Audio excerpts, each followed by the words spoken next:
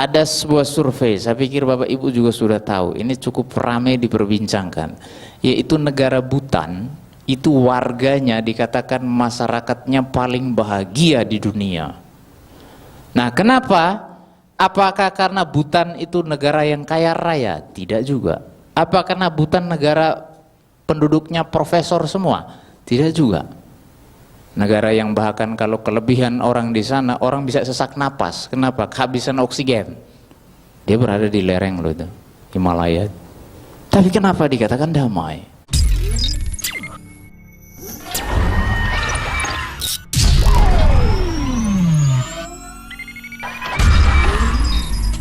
Imas mingusati idang hoti, imasa upada idang upajati.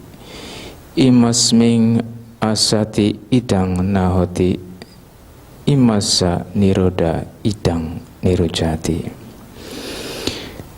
Dengan adanya ini maka adanya itu. Dengan munculnya ini maka muncullah itu. Dengan tidak adanya ini maka tidak adanya itu. Dengan lenyapnya ini maka lenyaplah itu. Ya, Bapak Ibu, saudara-saudari yang berbahagia, tibalah malam. Sudah SPD sudah berapa malam ini? Ya, 8 ya, 8 malam ke-8 berarti ya. Nah, sudah sampai 8 malam Bapak Ibu saudara-saudari mengikuti kegiatan sebulan pendalaman Dhamma. Nah, di dalam sebulan pendalaman Dhamma ini tentunya sedikit berbeda dengan waktu-waktu lain. Jadi kalau ibaratnya waktu lain itu jarak kita dengan Dhamma itu mungkin 10 meter.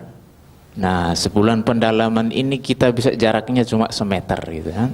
Ya. Jadi kita mulai lebih dekat dengan Dhamma ini melalui 1 bulan ini. Nah, Bapak Ibu saudara-saudari, seperti biasa setiap kali Dhamma Desana di sebulan pendalaman Dhamma ini biasanya ada topik. Nah, Dhamma ini kan saling berkaitan. Nah, kalau kemarin saya membahas tentang 4 Dhamma menuju kesejahteraan hidup. Nah, malam hari ini adalah bagaimana caranya kita membebaskan diri dari duka. Nah, duka ini macam-macam Bapak Ibu saudara-saudari. Nah, mulai dari kita kecewa ya, putus asa, sampai mau gantung diri. Nah, itu juga duka. Nah, apalagi kalau keinginan yang tidak terpenuhi, nah itu lebih mengerikan lagi. Apalagi bukan keinginan biasa, tapi sudah masuknya adalah nafsu. Nah, makanya kejahatan terjadi, pelanggaran atau krisis moral bisa terjadi, yaitu karena kita terlalu terjebak pada keakuan atau ego itu sendiri. Nah, Bapak Ibu saudara-saudari, malam hari ini saya sedikit mengulas tentang bagaimana supaya kita bisa meringankan ya.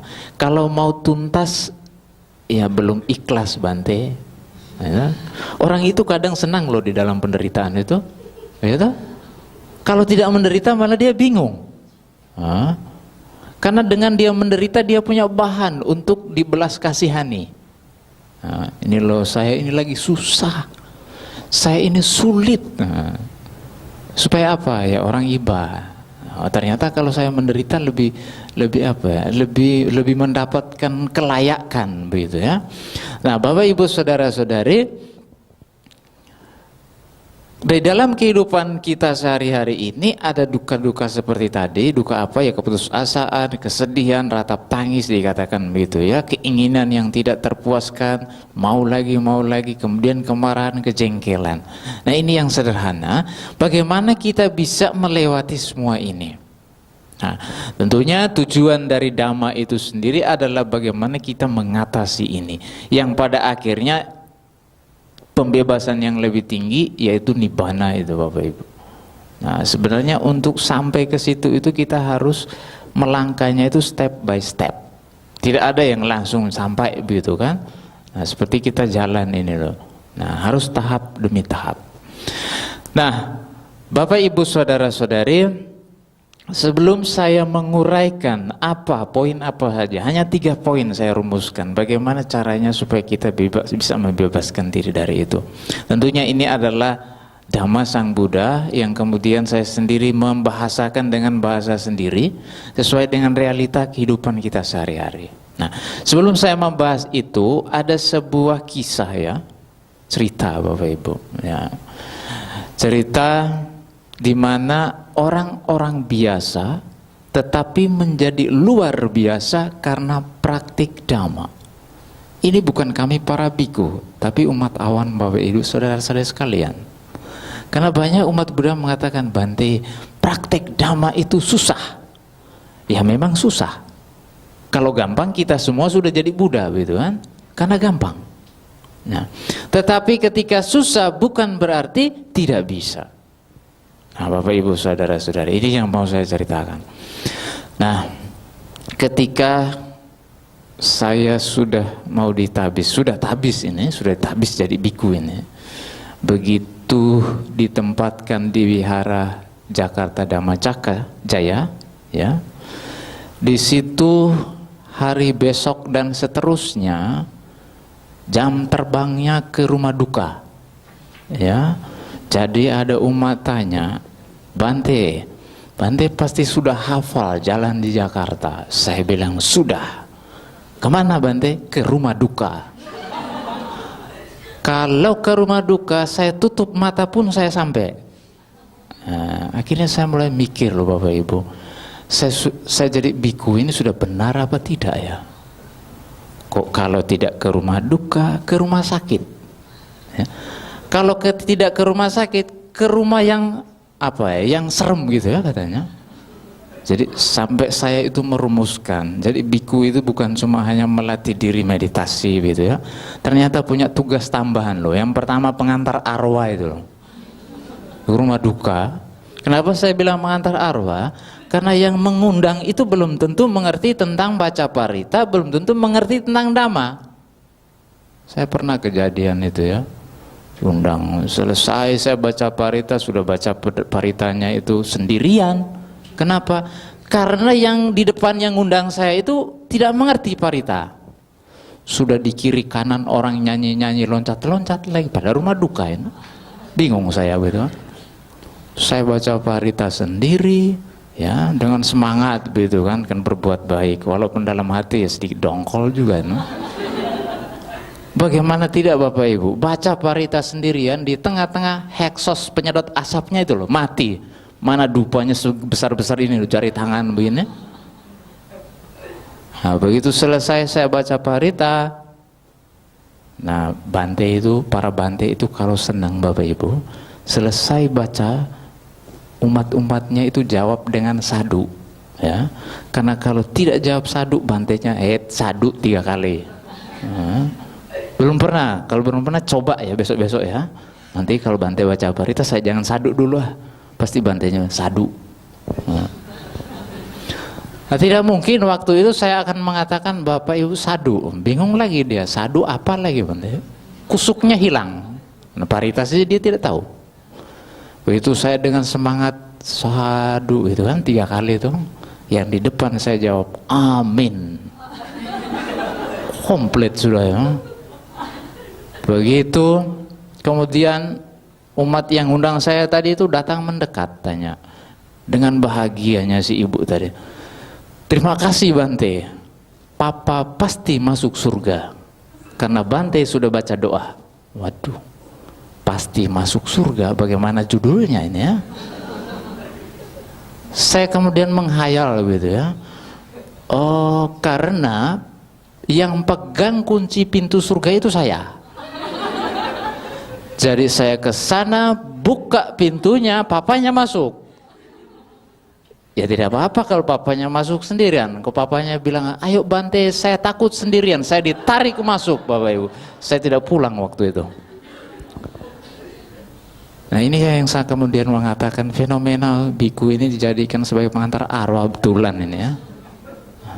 Kalau tidak pengantar arwah Bapak Ibu Saudara-saudari pindah ke lahan yang lain gitu ya, rumah sakit. Sakit begitu kan, dokternya angkat tangan sudah, terakhir panggil Bante. Bante baca parita dulu, biar papa tenang. Kata tenangnya ini ambigu loh Bapak Ibu. Tenang maksudnya sembuh atau tenang pindah alam. Ini dua-dua kritis loh ini. Dari posisi sebagai tabib, salah-salah dia bisa jadi malaikat pencabut nyawa. Nah itu kejadian beneran. Baca parita, niatnya mau sembuh ini pasiennya. Baca, tiba-tiba di tengah jalan, selangnya dicabut semua. Loh kenapa? Sudah tenang Bante. Bapak Ibu Saudara-saudari, kalau ada Bante yang baca parita, pasiennya langsung pindah alam, dijamin Bante itu terkenal.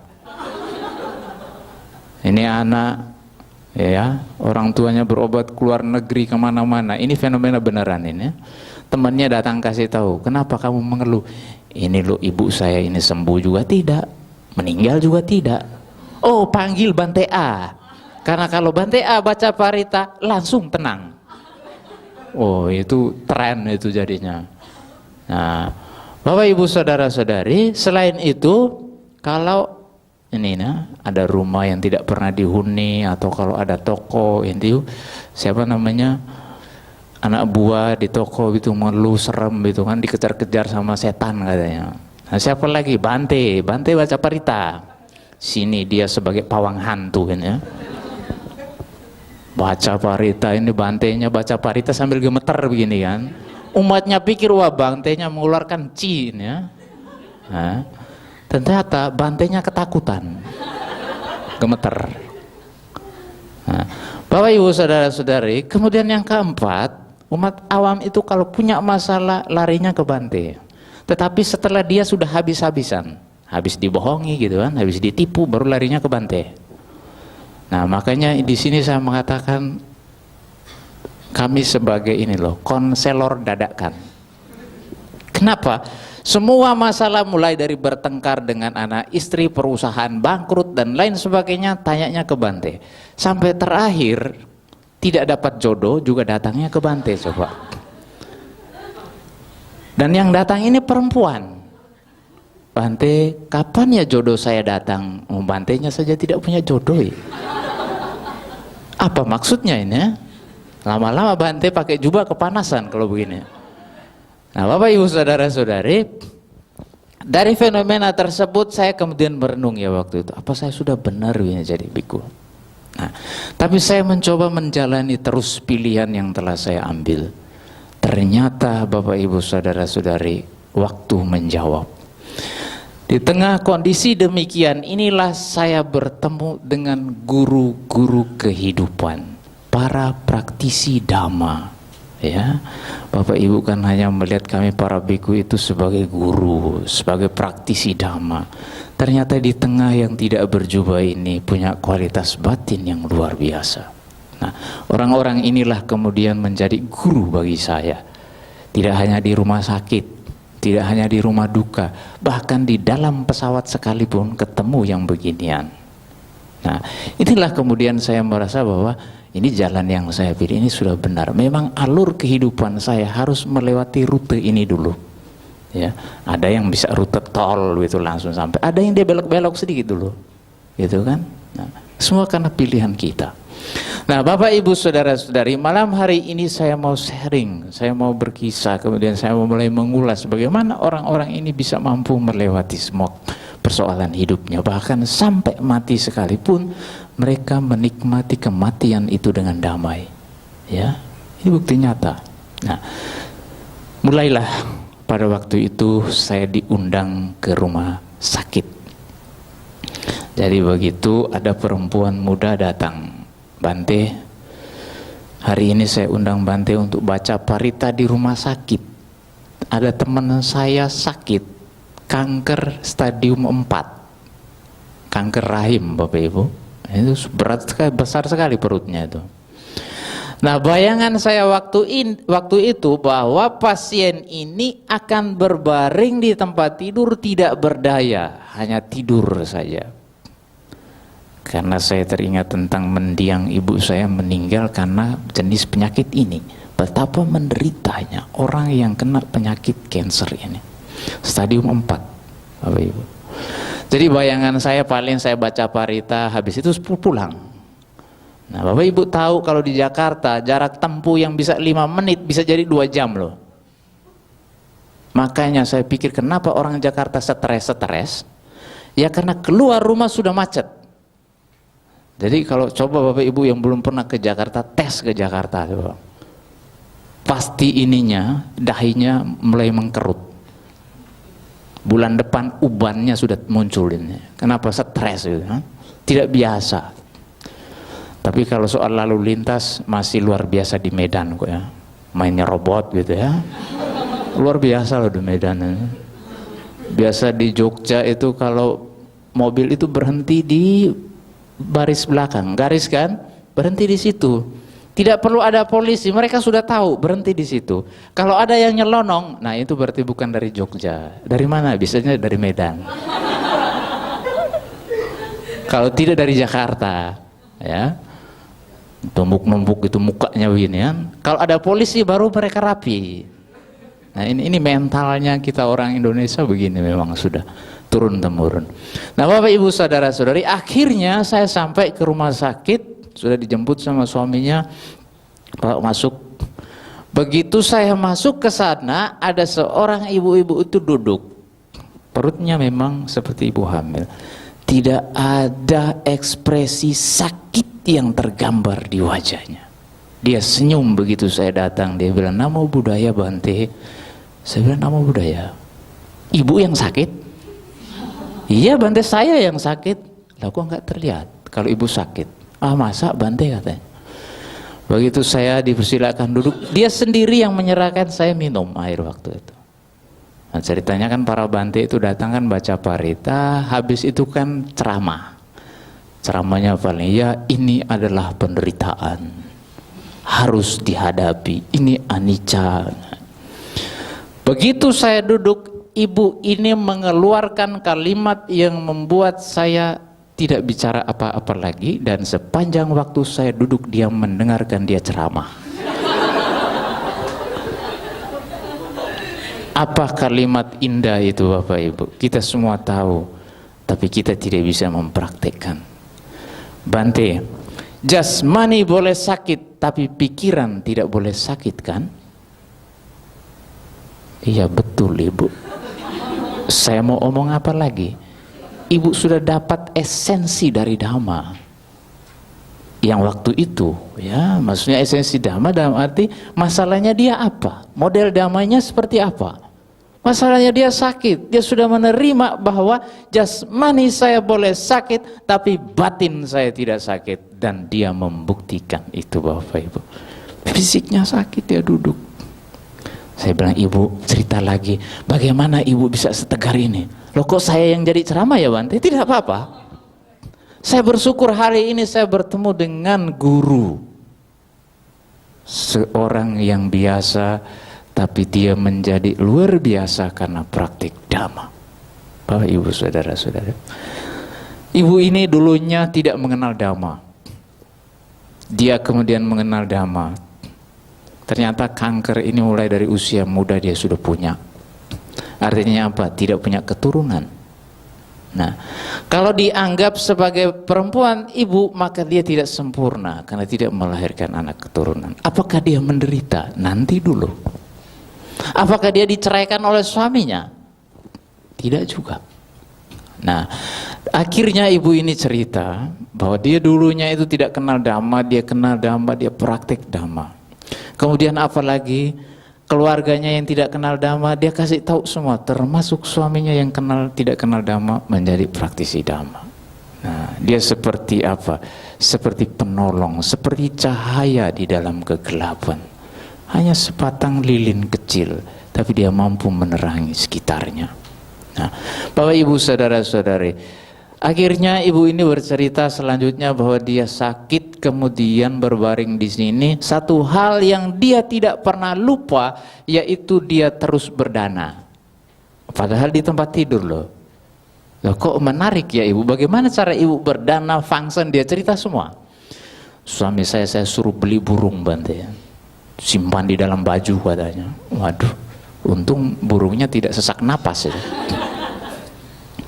Sampai di sana buka, saya akan fasih lewat jendela itu. Kalau ada apa-apa yang ada di situ saya kasihkan setiap orang yang datang, khususnya yang di rumah sakit. Sampai pada satu kesempatan tidak ada apa-apa, yang ada cuma uang yang ada di bawah bantalnya dia ambil, dia kasih ke tukang bersih-bersih yang di rumah sakit. Dia kasih, habis itu dia langsung bilang terima kasih. Yang menerima ini bingung. Loh, ibu yang kasih, ibu yang terima kasih, terus saya buat apa? Ya kamu tugas kamu terima. Oh ya. Nah akhirnya dia menjelaskan kepada tukang pembersih tadi. Dia bilang begini loh, ibu, saya memberi bukan karena ibu yang butuh, tapi saya butuh. Saya butuh apa? Saya butuh perbuatan baik. Jadi manfaatnya bukan untuk ibu tapi untuk saya. Dia memberikan pengertian itu kepada orang itu. Bapak ibu saudara-saudara, akhirnya dia terus melewati masa kritis. Waktu itu sampai disuruh kemo, dia tidak mau. Biarlah saya menjalani penyakit ini secara alami. Dan dia mengatakan, Bante, saya akan terus berjuang untuk hidup. Kenapa? Karena hidup ini pantas untuk diperjuangkan.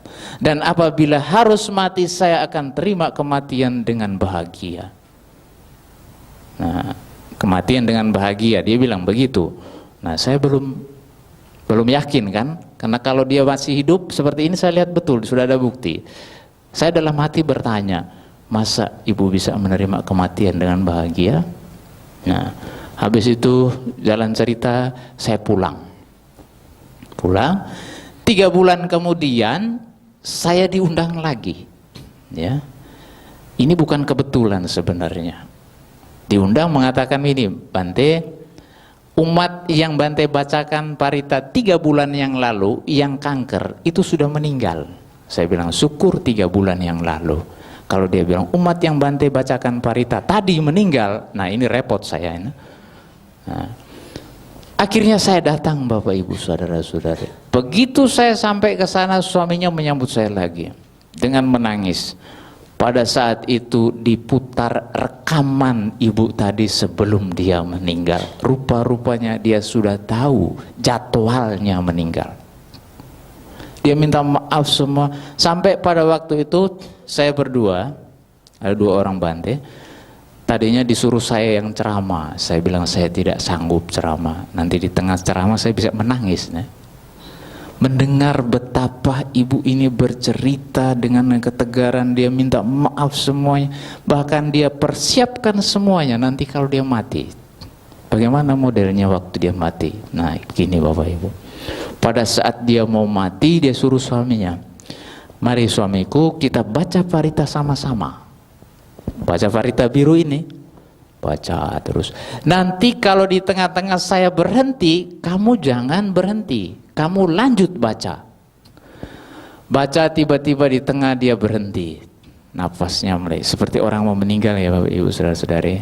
Nah, suaminya berhenti mau menangis. Dia bilang, kamu lanjutkan, kamu jangan berhenti. Nah begitu terus. Akhirnya tibalah saat perpisahan. Dia pegang tangan suaminya, dia bilang, suamiku, saya harus pergi sekarang. Itu para dewa sudah datang jemput saya. Kamu baik-baik ya, kamu praktik dhamma sungguh-sungguh, nanti kita ketemu lagi. Tidak usah khawatir, tidak usah bersedih. Nah, setelah itu apa Bapak Ibu? Ibu ini pergi, meninggal. Nah, untuk membuktikan waktu itu saya bilang, coba saya lihat wajah ibu. Dibuka, wajahnya itu wajah penuh senyum Bapak Ibu. Mayat yang sudah senyum. Berapa banyak Bapak Ibu lihat mayat yang senyum coba? Yang ada tegang semua mukanya.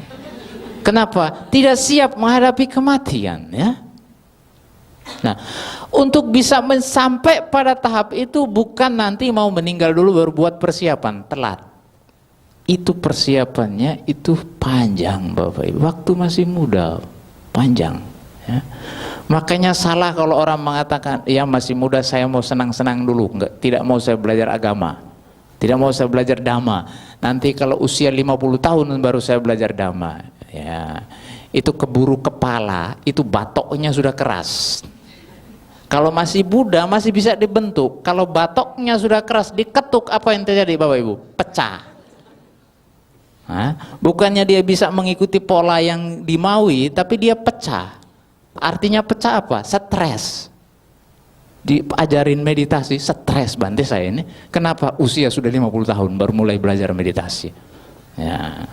Nah, Bapak Ibu saudara-saudari, akhirnya apa? Iya, ibu ini meninggal. Kemudian suaminya sendiri pun bisa, habis cerita dia bisa merasa terima kasih. Dia bilang, Bante, istri saya ini adalah pahlawan bagi saya. Dialah yang memberikan tuntunan dhamma secara praktis kepada saya.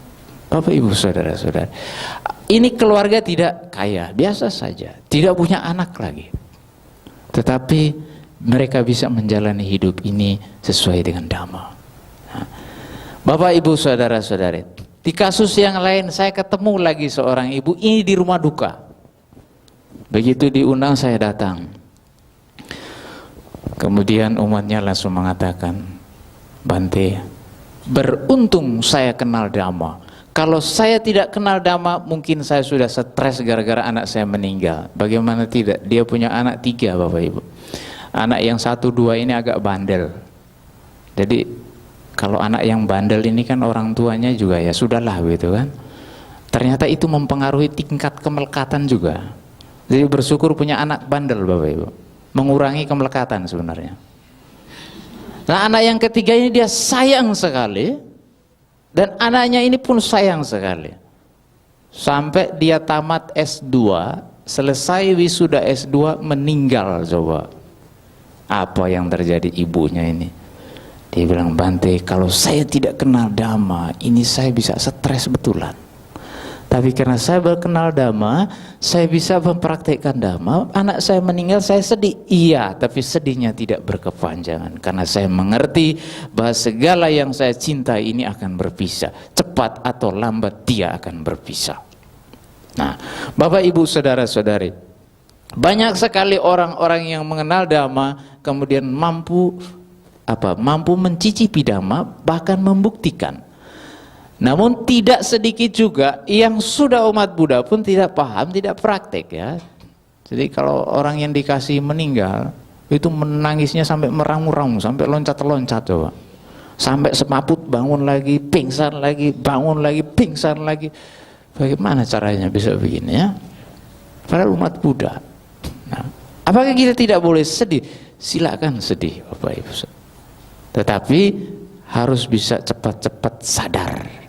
Nah, Bapak Ibu saudara-saudari, dari fenomena kehidupan ini, dari para orang-orang umat awam ya, kalau saya memberikan contoh para biku Bapak Ibu, itu kan biku, Bante, kami kan umat awam.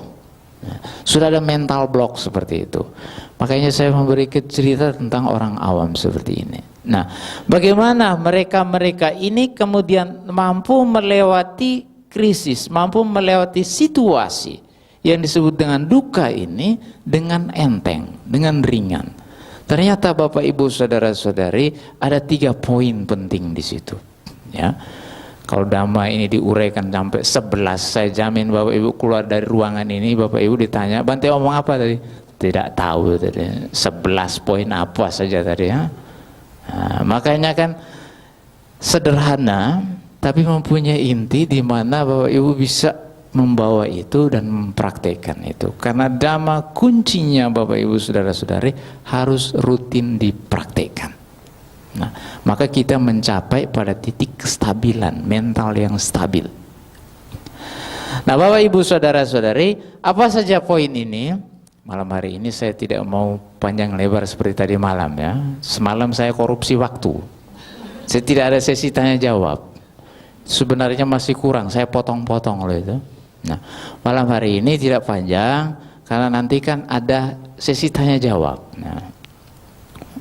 Nah, Apa saja poinnya itu Bapak Ibu Saudara-saudari? Yang pertama yaitu terus merenungkan hakikat kehidupan. Nah, yang di Parita Biru itu Jarada Momhi itu Bapak Ibu. Kalau Bapak Ibu baca bahasa Palinya, hendaknya baca juga bahasa Indonesianya biar mengerti. Kalau cuma bahasa Palinya jadinya cuma mantra. Bapak Ibu tahu mantra kan? Mantra itu tidak ada artinya loh. Tapi dia bunyi. Maknanya di mana? Di bunyi itu. Nah, tapi kalau Parita ini kan dia punya arti supaya apa? Diresapi betul, dipahami betul. Nah, salah satunya itu. Aku wajar mengalami usia tua, aku wajar mengalami sakit, dan seterusnya. Terakhir dikatakan, aku adalah pewaris kamaku sendiri. Nah, itu membuat kita untuk tidak lagi mencari kambing hitam kalau kita punya masalah. Ini seringnya begini loh. Ini gara-gara suami saya jadinya begini. Nah, suaminya yang disalahkan. Ini gara-gara pembantu saya yang tidak tahu diri jadinya begini. Nah, pembantu disalahkan. Padahal kalau Bapak Ibu merenungkan, aku adalah pewaris kamaku sendiri. Segala masalah yang terjadi di dalam hidup ini, yang pertama dan utama yaitu sikap menerima, ya, acceptance itu ya, penerimaan. Oh iya, memang harus terjadi. Mau apa? Ya. Dulu sebelum saya kenal Dhamma, Bapak Ibu Saudara-saudari, saya suka protes kalau ada apa-apa. Protesnya ke atas, karena katanya semua dari atas. Jadi kan protes atas, kamu tanggung jawab atau tidak ini? Kok jadinya begini gitu kan? Tapi ketika mengenal Dhamma, kita protes itu seperti kita bercermin itu loh Bapak Ibu. Coba Bapak Ibu cermin terus bilang, kamu jelek. Bilang cerminnya yang jelek coba. Lah emang sumbernya sudah jelek kok. Cermin kan hanya kopian, dia hanya mengembalikan bayangan yang asli toh. Demikian juga masalah sehari-hari pun sama Bapak Ibu. Kenapa kita difitnah? Ya karena ada masa di mana kita pernah memfitnah, namun kita tidak sadar, atau kalau tidak kita lupa. Manusia itu tempatnya salah dan lupa.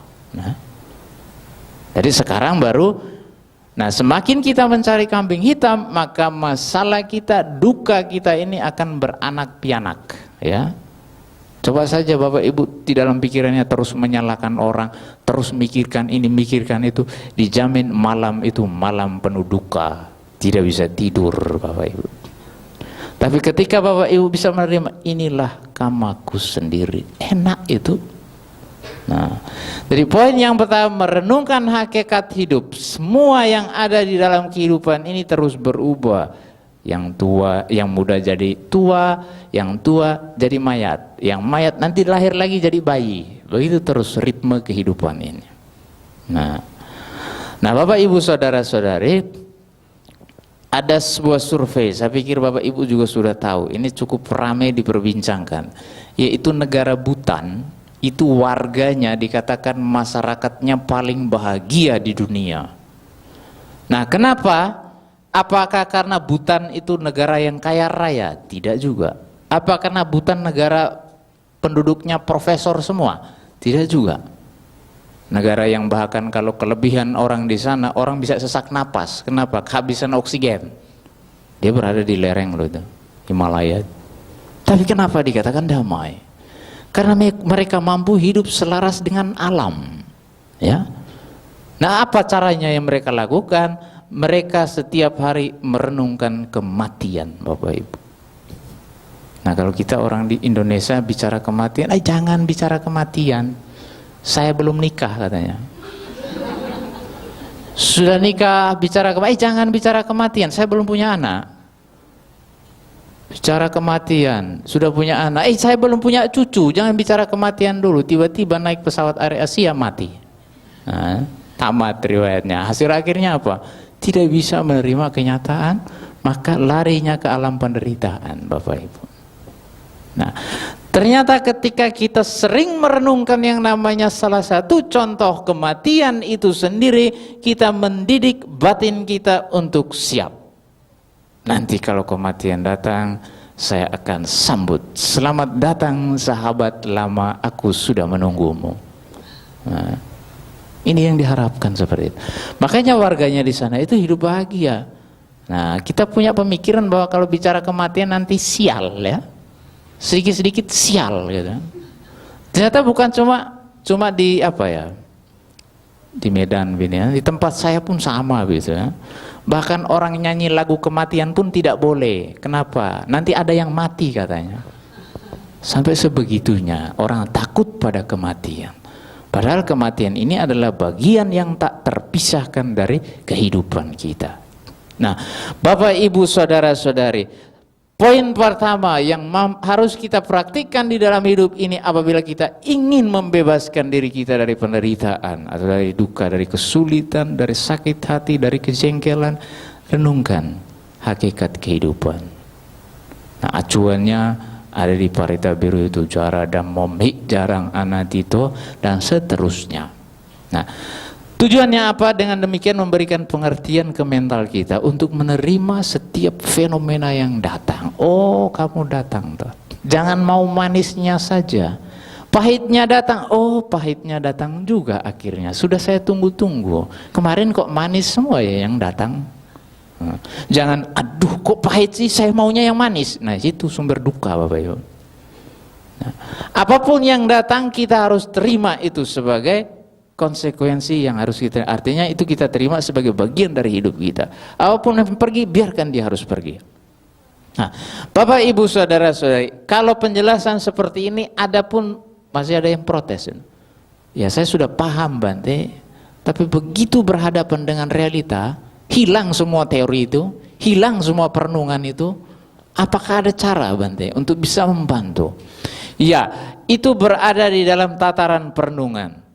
Mental ini harus dibiasakan. Nah, maka pembiasaan yang kedua yang hendaknya Bapak Ibu lakukan yaitu latihan melepas. Apa yang Bapak Ibu punya itu Bapak Ibu berikan, gitu kan, lepas. Nah, habis ini kemudian bapak-bapak yang ada di sini pulang, istrinya disuruh pulang gitu kan. Pulang ke rumah orang tuamu. Kenapa? Saya harus latihan melepas. Kan tadi Bante ceramah latihan melepas. Padahal dia sudah bosan mencari yang muda itu. Nah, Bapak Ibu Saudara-saudari, latihan melepas ini membantu. Kenapa dia bisa membantu? Karena di sana dia mengikis salah satu kilesa yang sangat mengerikan, yaitu kekikiran. Saya tidak tahu kalau di istilah Medan itu kikir itu levelnya ada berapa. Tapi kalau di Jawa ada 3 level kalau tidak salah itu. Level yang terakhir itu dikatakan medit. Medit itu yang sudah ngeri sekali kikirnya itu. Jadi uang 1 rupiah pun punya dia, tidak boleh pindah tanpa persetujuan dia gitu kan. Bahkan dia pertahankan mati-matian itu. Dalam kisah Sang Buddha dulu kan ada Todea itu, Bapak Ibu. Saking pelitnya, Sang Buddha lewat di depan rumahnya, dia bilang, Pertapa Gundul, ngapain lewat-lewat ngemis di sini? Oh, gitu kan. Padahal Sang Buddha yang lewat itu. Kenapa? Karena batin yang kikir. Apa hasil akhirnya Todea ini meninggal jadi anjing, Bapak Ibu. Jadi anjing di mana? Ya di rumahnya sendiri. Hasil akhir setiap hari digebukin sama anaknya terus. Nah, anjing. Jadi Bapak Ibu Saudara-saudari, anjing yang di rumah kita itu ada kaitan karma dengan kita. Jangankan anjing gitu ya, kecoa sekalipun itu ada kaitan loh. Jangan sembarangan itu. Jadi semua makhluk yang ada di dalam rumah kita, di lingkaran kita ini ada kaitan karma. Mereka datang bukan kebetulan. Ya, tiba-tiba ini kucing tahu dari mana tiba-tiba sudah datang ke sini. Nah, itu dia cari kerabatnya. Ya. Jadi perlakukannya sebaik-baiknya. Nah, tuntaskan tugasnya. Istilahnya dia datang itu mau nagih janji, mau nagih hutang gitu ya. Nah, Bapak Ibu Saudara-saudari, latihan melepas ini terbagi atas 2. Yang pertama, mempraktekkan sila. Ini adalah bentuk kita melepaskan keburukan-keburukan yang ada di dalam diri kita. Kenapa keburukan ini harus kita lepas? Karena keburukan ini menimbulkan penderitaan. Contohnya, kenapa sila pertama harus dipraktekkan? Karena efek atau akibat dari sila pertama ini kalau tidak kita praktekkan, maka akibatnya ke diri kita, bukan ke anak kita, bukan tetangga kita. Sakit tidak sembuh-sembuh itu kan. Nah, kemudian sakit tidak sembuh-sembuh sampai dokternya pun bingung. Kenapa ini badan kok panas sebelah, dingin sebelah? Jadi di tengahnya ini sebelah kanan panas, sebelah kiri dingin. Ini penyakit apa? Ternyata orang ini sebelumnya punya hobi goreng ikan hidup-hidup. Ya, pernah lihat orang goreng ikan hidup-hidup? Belum pernah tahu, saya dulu pernah lihat. Makanya kalau ada orang sakit panas sebelah, dingin sebelah, ini goreng ikan ini. Nah, orang ini tidak paham dhamma, pulang dia tuduh tetangganya yang santet dia. Coba kalau tidak sakit begini kan, kalau dokter angkat tangan larinya kemana? Paranormalnya lihat, ini ada orang yang benci kamu. Siapa? Ya kamu merasa ada yang membenci kamu atau tidak? Oh banyak, salah satunya si A. Padahal si A yang dituduh ini adalah praktisi dhamma. Coba mana dia mau santet orang? Ternyata ini adalah hasil dari perbuatan dia sendiri, Bapak Ibu. Jadi kenapa di dalam kehidupan ini kita dianjurkan untuk mempraktikkan 5 sila, khususnya sila pertama ini kita berusaha untuk kita terapkan karena resikonya ini. Tapi kalau Bapak Ibu mau terima konsekuensi, ya silakan, gitu kan. Tapi kalau tidak mau, ya berusaha untuk hindari. Nah, setelah kita menyingkirkan perbuatan buruk, melepas keburukan, maka kita harus mengikis kemelekatan yang tadi itu. Kemelekatan terhadap perbuatan yang menimbulkan ikatan penderitaan. Ya, Bapak Ibu saudara-saudari. Nah, latihan yang kemudian yang bisa dilakukan apa? Ya berdana, ya. Berdana tidak lagi dengan tujuan ya hari ini saya memberi 100.000, semoga bulan depan saya dapat 1 juta. Niatnya waktu dananya begitu. Nah, ini melepaskan keserakahan yang kecil untuk mendapat keserakahan yang besar. Mengikis kemelekatan kecil untuk mendapat kemelekatan yang lebih besar. Tidak ada yang salah memang. Apakah niat saya itu salah, Bante? Tidak salah, betul. Kan Anda mau punya kekayaan. Tapi ingat, niat yang demikian itu akan menimbulkan kemelekatan tadi itu loh, ikatan tadi. Lalu sebaiknya bagaimana? Saya memberi untuk mengikis noda kekikiran di dalam batin saya. Persoalan nanti bulan depan dia berubah menjadi 1 juta, 2 juta, itu urusannya alam semesta begitu ya. Saya pokoknya tugas saya adalah membersihkan noda batin ini. Nah, inilah cara kita Bapak Ibu saudara-saudari di dalam latihan melepas, hendaknya dibarengi dengan niat yang demikian. Ketika kita memberi apa saja yang kita berikan itu dengan niat itu, maka kita sedang meniti jalan untuk membebaskan diri dari duka yang ada di dalam. Nah, Bapak Ibu saudara-saudari, dan poin yang ketiga sebagai poin yang terakhir, yaitu apa? Latihan berkesadaran. Nah, latihan berkesadaran ini banyak sekali metodenya, ya. Sekarang Bapak Ibu saudara-saudari, di mana-mana orang sudah buka retret meditasi, ya. Mulai dari yang 10 hari, kemudian bahkan 1 hari, yang dikatakan apa? One day mindfulness, ya. Itu sudah ada untuk bisa menyesuaikan para bisnismen, ya, orang-orang yang susah waktunya. Katanya kalau mau ikut retret 10 hari susah, pekerjaan tidak bisa ditinggal. Kalau begitu disediakan 1 hari. Kadang 1 hari pun masih cari alasan. Ya itu manusia gitu kan.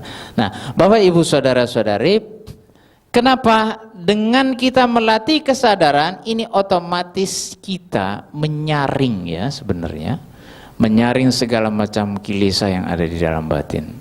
Nah, kita ini kan sudah terbiasa dengan aktivitas otomatis itu loh. Kadang itu setiap hari rute ke kantor kan sama gitu ya. Nah, seringkali sampai di kantor baru sadar, loh kok saya sudah sampai ya. Padahal tadi melewati berbagai macam kendaraan loh. Bisa tidak sadar begitu ya. Itu kenapa? Ya karena sudah masuk di level bawah sadar yang dikatakan kemelekatan itu tadi. Sudah diikat di situ. Jadi kita mau apa-apa sudah terbiasa gitu. Nah, itulah menjadi masalahnya adalah ketika yang masuk itu hal-hal yang tidak baik, kemudian kita menjadi menderita. Itu ibaratnya begini Bapak Ibu. Yang kelihatan itu kecil. Pernah nonton film Titanic? Ya, Titanic itu kan dia kenapa bisa menabrak gunung es? Karena kaptennya ini lihat pucuknya yang di atas. Dipikirnya gunung itu kecil. Padahal di dalamnya itu besar sekali. Nah, demikian juga sebenarnya pikiran kita ini loh Bapak Ibu. Di dalam kehidupan sehari-hari kita merasa saya baik-baik saja. Saya baik-baik saja. Padahal ternyata di bawah, di dalam diri kita ini kita sedang menyimpan bibit-bibit penderitaan tadi loh. Makanya ketika diajak meditasi, Bapak Ibu sulit sekali tenang. Kalau saya tidak meditasi kok saya tidak ada masalah ya Bante? Ketika saya meditasi kok jadi masalah? Karena itulah aslinya Anda. Anda diajak untuk memasuki kedalaman diri Anda sendiri. Untuk berkenalan, untuk bertemu, untuk dibersihkan. Ibaratnya got itu loh Bapak Ibu. Nah, got itu kok tiba-tiba mampet. Padahal selama ini sampah-sampah itu tersisa di situ. Bapak Ibu ngeluh, kenapa kok gotnya mampet? Tidak kelihatan. Nah, bagaimana caranya supaya airnya lancar lagi? Bapak Ibu harus turun, harus membersihkan got itu, keluarkan semua sampah-sampah itu. Menderita, ya menderita memang, karena bau itu sampahnya itu ya. Ya, bahkan di tangan sulit sekali untuk dilepas. Nah ini yang secara fisik. Demikian juga batin kita, mental kita loh Bapak Ibu. Kita berpikir baik-baik saja. Begitu diajak meditasi kita sulit sekali mengarahkan pikiran. Terus kita putus asa, tidak bisa. Salah Bapak Ibu itu. Harus bagaimana? Hadapi. Ya. Coba kalau terus praktek terus berkelanjutan 3 bulan lah Bapak Ibu. Bapak Ibu akan merasakan manfaatnya. Oh iya ya. Saya menjadi lebih enak menjalani hidupnya. Menjadi lebih tenang gitu. Ada masalah apa-apa tidak langsung main menghakimi, diam sebentar, diam sejenak. Kenapa? Karena kesadaran muncul duluan. Biasanya otomatis. Kenapa kita itu menjadi orang yang mudah sekali emosi, mudah sekali terpancing oleh keadaan? Karena kesadaran kita tidak terlatih. Ya, semakin kita jengkel, semakin kita marah, semakin kita emosi terhadap lingkungan, jangan pikir masalah selesai. Tidak Bapak Ibu, kita meninggalkan luka. Luka bukan buat orang lain, walaupun kita marah sama orang lain loh. Belum tentu dia yang dimarahi itu dia bisa dia bisa terima. Dia bilang, saya sudah biasa dimarahin. Tapi bagi kita yang marah, kita meninggalkan luka loh di dalam sini, noda di dalam. Nah ini yang dikatakan bibit-bibit luka itu. Nah, untuk itu Bapak Ibu Saudara-saudari, kita perlu mengembangkan kesadaran. Kesadaran tidak hanya pada saat Anda duduk bermeditasi, tidak saat Anda duduk ikut retret, tetapi pada saat sehari-hari, ketika Bapak Ibu itu beraktivitas, naik kendaraan, nyetir, masak sekalipun. Nah, disitulah Bapak Ibu Saudara-saudari bisa mengembangkan kesadaran. Sampai pada saat mau minum air. Nah sekarang coba bisa buktikan. Biasanya kalau haus kan langsung minum glek gitu ya. Atau kalau makan langsung pokoknya cepat. Hasil akhirnya perutnya sakit. Karena makannya terlalu cepat. Nah coba Bapak Ibu makan minum dengan kesadaran. Dinikmati. Rasanya pasti beda. Apalagi pada saat minum air. Begitu minum itu air itu bisa terasa berpencar di seluruh tubuh ini loh. Begitu kalau kita minum dengan kesadaran. Dan itu badan rasanya segar sekali. Berbeda dengan kita minum pokoknya yang penting hausnya hilang. Ya. Nah itu lain, efeknya lain. Nah Bapak Ibu Saudara-saudari, ketika pada waktu saya di Mendut, waktu saya masih jadi samanera, nah itu saya tugasnya sering menerima para tamu lintas agama. Nah, salah satu pertanyaan buat saya waktu itu oleh rekan-rekan lintas agama, apa sumbangsi agama Buddha atau apa kontribusi ajaran Buddha pada dunia modern sekarang? Nah, Bapak Ibu Saudara-saudari, pada saat itu saya menjawab bahwa kontribusi agama Buddha itu adalah membentuk softwarenya manusia Indonesia. Ya. Jadi manusia itu kan sama seperti komputer, terdiri dari hardware dan software. Nah, ajaran Buddha ini menekankan di situ, menata softwarenya ini loh. Mana buktinya? Di Wihara Mendut itu setiap tahun itu selalu ada retret meditasi. Dan dari 70 orang itu ya, itu yang bukan Buddhis itu bisa 60. Yang Buddhis paling cuma 10. Jadi kalau yang orang yang bukan Buddhis ini yang tadinya di rumahnya mungkin dia aliran fundamental atau dia orangnya emosian gitu kan, sampai di Wihara Mendut dibentuk 10 hari, dia pulang lagi, dia merasa kok hidup ini kok terang benderang ya. Waktu saya datang ke sini hidup ini kok muram. Nah, kalau orang-orang seperti ini dibentuk dengan dhamma, maka apa yang terjadi Bapak Ibu? Kehidupan ini akan damai. Nah, dari mana apanya yang dibentuk sebenarnya itu ya? Berawalnya dari kesadaran tadi. Kalau meditasi seperti itu kan yang kita kembangkan apa? Kesadaran. Mau kesadaran mau di mana? Mau di nafas, mau di badan, mau di perasaan, mau di pikiran, ya semua berpatok pada kesadaran. Itu artinya apa Bapak Ibu? Kesadaran adalah salah satu instrumen penting di dalam kehidupan ini. Apabila kita mampu mengembangkan di dalam kehidupan sehari-hari, maka tidak ada yang mustahil ya. Kita akan melihat hidup ini menjadi lebih baik. Masalah datang, tetap datang. Tetapi bagi orang yang sudah mampu mengembangkan kesadaran, mampu mempraktekkan melepas, maka di situ bagi dia masalahnya kecil. Nah, baru-baru ini ada pas saya ke Bali, ada teman tadinya bukan Buddhis juga. Dia belajar dhamma, ikut apa namanya Pak Baja, ya Pak Baja di Mendut waktu itu. Ya ikut, setelah dia pulang, dia kemudian cerita. Waktu ketemu saya, dia bilang, Bante, dhamma ini luar biasa loh.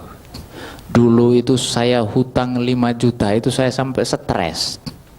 Sekarang saya hutang bisa 100 juta, saya anggap santai saja. Saya menganggap ini santai saja. Kok bisa ya? Ya karena saya sudah bisa mempraktikkan dhamma itu tadi Bapak Ibu. Karena ternyata masalah yang kita timbul ini adalah buatan cetakan pikiran kita sendiri.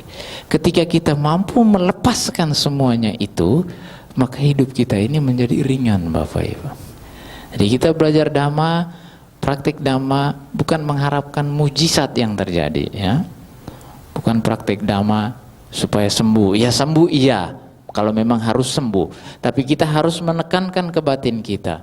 Segala sesuatu ini berubah. Syukur kalau saya bisa sembuh. Kalau tidak pun saya akan siap apa yang terjadi.